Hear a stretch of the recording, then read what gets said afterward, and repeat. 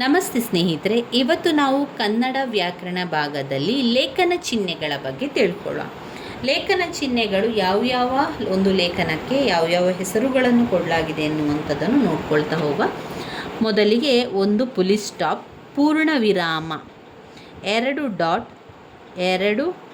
ಡಾಟಲ್ಲಿ ಒಂದು ಡಾಟ್ ಕೊಮ ಕೊಡುವಂಥದ್ದು, ಒಂದು ಡಾಟ್ ಕೊಮ ಕೊಡುವಂಥದ್ದು ಅದು ಅರ್ಧ ವಿರಾಮ. ಒಂದು ಕೊಮ ಕೊಟ್ಟರೆ ಅದು ಅಲ್ಪ ವಿರಾಮ. ಕ್ವಶನ್ ಮಾರ್ಕ್ ಬಂದರೆ ಅದು ಪ್ರಶ್ನಾರ್ಥಕ ಚಿಹ್ನೆ. ಇನ್ನು ಒಂದು ಲೈನನ್ನು ಹಾಕಿ ಕೆಳಗೆ ಡಾಟನ್ನು ಹಾಕಿದರೆ ಅದು ಭಾವಸೂಚಕ. ಎರಡು ಡಾಟನ್ನು ಕೊಟ್ಟರೆ ಅದು ವಿವರಣಾ ಚಿಹ್ನೆ.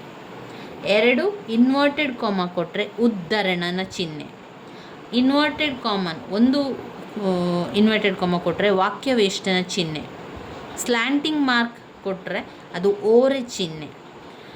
ಆವರಣಗಳಲ್ಲಿ ಪುಷ್ಪಾವರಣ, ಅಲ್ಪಾವರಣ, ದೀರ್ಘಾವರಣವನ್ನು ಕಾಣ್ಬೋದು.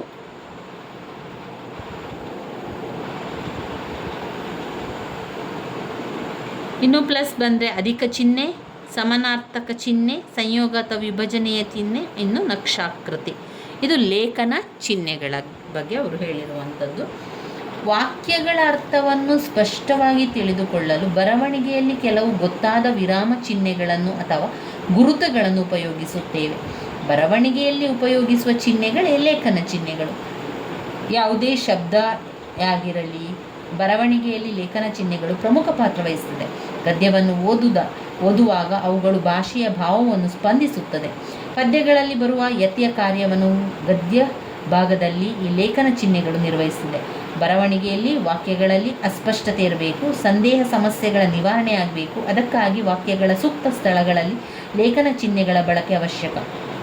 ಭಾವತೀವ್ರತೆ, ಭಾವಸೂಕ್ಷ್ಮತೆಯನ್ನು ಗಮನಿಸಿ ಆ ಒಂದು ಚಿಹ್ನೆಗಳನ್ನು ಬಳಸಬೇಕು. ಲೇಖನ ಚಿಹ್ನೆ ಬರವಣಿಗೆಯ ಅಂಗವೆನ್ನಲು ಅಡ್ಡಿ ಇಲ್ಲ.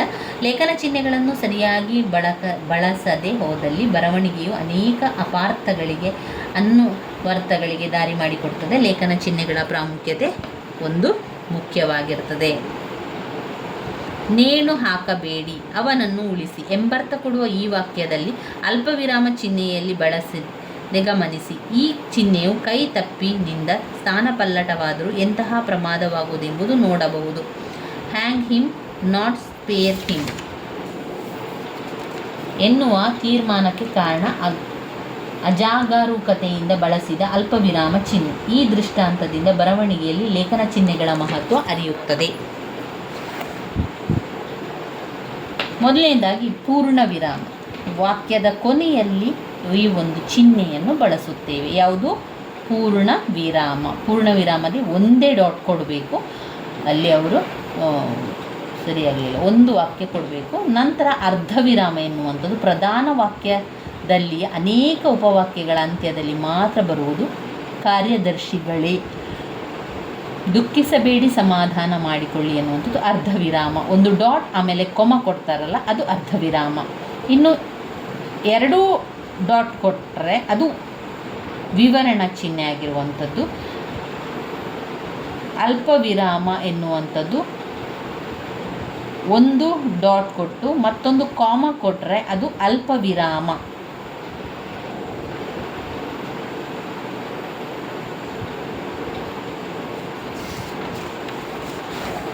ಇಲ್ಲಿ ನೋಡಿ, ಒಂದು ಡಾಟ್ ಪೂರ್ಣ ವಿರಾಮ, ಒಂದು ಡಾಟ್ ಮತ್ತು ಕಾಮ ಅರ್ಧ ವಿರಾಮ, ಎರಡು ಡಾಟ್ ಕೊಟ್ಟರೆ ವಿವರಣ ಚಿಹ್ನೆ.